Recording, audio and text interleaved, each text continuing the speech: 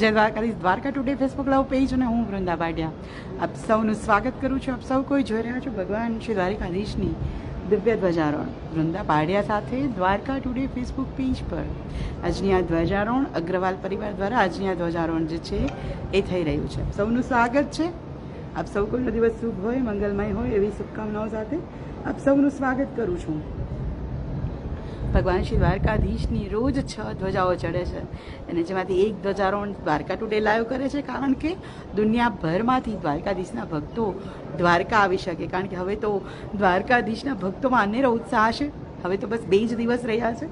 2 દિવસ પછી 16 તારીખે ભગવાનનો પ્રાગટ્ય દિવસ જન્માષ્ટમી આવશે. દ્વારકામાં પણ પૂરજોશથી તૈયારીઓ ચાલી રહી છે. દ્વારકાધીશ મંદિર અત્યારે તો હું તમને ના બતાવી શકું, સવાર છે, ડે લાઇટ છે, પણ દ્વારકાધીશ મંદિરને ખૂબ રોશનીઓથી શણગારવામાં આવ્યું છે.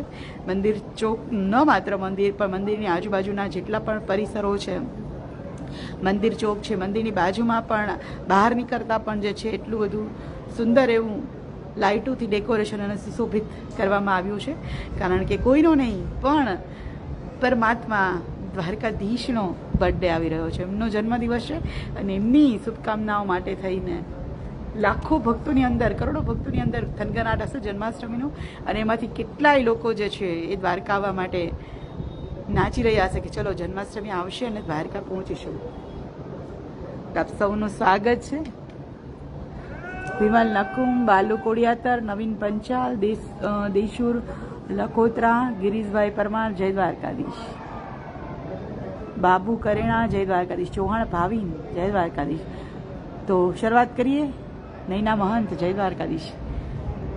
આપ સૌ કોઈ જાણો છો કે આપણે ગીતાના અધ્યાય 8મા અધ્યાય પર પહોંચ્યા છીએ. ગીતાના અધ્યાય રોજ જે ધ્વજારોહણ લાઈવ હોય છે અને રોજ ધ્વજારોહણ લાઈવમાં આપણે ભગવાન દ્વારકાધીશની શ્રી કૃષ્ણના મુખે ગવાયેલી શ્રીમદ ભાગવત ગીતાના શ્લોકનું અધ્યયન કરીએ છીએ અને જેમાં આપણે 8મા અધ્યાય પર પહોંચ્યા છીએ. 8મા અધ્યાય અક્ષર બ્રહ્મ યોગ વિશે ભગવાન કહી રહ્યા છે. અર્જુનને પ્રશ્ન થયો છે કે અધિભૂત શું છે, અધિદેવ શું છે, સાધિ યજ્ઞ શું છે, કર્મ શું છે, આ બધી વસ્તુ શું છે એ મને સમજાવો. અને હવે ભગવાને એના ઉત્તરમાં જે છે એ જવાબ શરૂ કર્યો છે. શ્રી ભગવાન વાચ, 3જો શ્લોક. અક્ષરમ બ્રહ્મ પરમ સ્વભાવ મચ્યતે ભૂતો ભવત ભવકારો વિસર્ગ કર્મ સંગીત.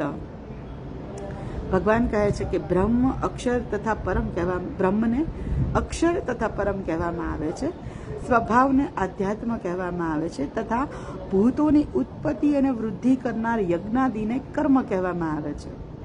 જે પ્રશ્ન કર્યો હતો જેમાં પૂછ્યું હતું કે ભાઈ બ્રહ્મ કોણ છે, પરમાત્મા કોણ છે એમ, એટલે આધિદેવ, હજી આ શબ્દોનો ઉલ્લેખ હજી આગળ આવશે બહુ જ વિસ્તારથી, પણ ભગવાને શરૂઆત કરી છે કે જે બ્રહ્મ છે એ અક્ષર છે, એ પરમ છે. પરમ મીન્સ સૌથી ઉપર, સૌથી આગળ અને સૌથી સર્વોચ્ચ એટલે પરમ.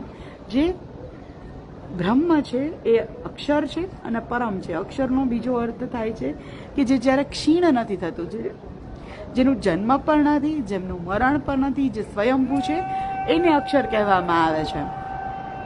અને સાથે જ જે ભૂતોની ઉત્પત્તિનું કારણ છે, જન્મ થાય છે, મરણ થાય છે, જે રીતે જીવાત્મા છે આપણે સૌ કોઈ જાણીએ છીએ કે એક જન્મમાંથી બીજા જન્મમાં અને જન્મ અને મૃત્યુનું જે ચક્કર ચાલે છે એને ભગવાન કહે છે કે કર્મ એ છે કે જે બીજા જન્મનું આપણું કારણ બને છે.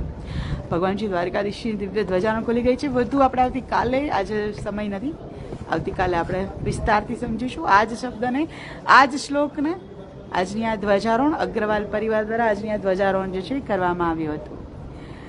નીતુ ઝા, વિમલ નક્કુમ, મનન પંચાલ, અમિત રાવલ, જય દ્વારકાધીશ. હા ભાઈ, તમારી કોમેન્ટ છે પણ આપણે નથી મળી શક્યા, કંઈ વાંધો નહીં. જન્માષ્ટમી પર આપણે આવજો, હું મંદિરમાં જોઈશ, આપણે મળીશું જન્માષ્ટમીમાં. શૈલેષભાઈ પ્રજાપતિ, જય દ્વારકાધીશ. મહેશભાઈ તળપદાની કોમેન્ટ છે, આપણે નથી મળી શકાય, અફસોસ, પણ મળી લેશું, કંઈ વાંધો નહીં. જન્માષ્ટમી પર આવજો. તો આવતીકાલે ફરીથી મળીશ ભગવાન શ્રી દ્વારકાધીશની દિવ્ય ધ્વજારોહણ સાથે. રોજે ભગવાન શ્રી દ્વારકાધીશની દિવ્ય ધ્વજારોહણ અને મંગલા આરતી અને દ્વારકાથી નવીન માહિતીઓ માટે like, comment and share Dwarka today. Vrinda પાડ્યા સૌને જય દ્વારકાધીશ.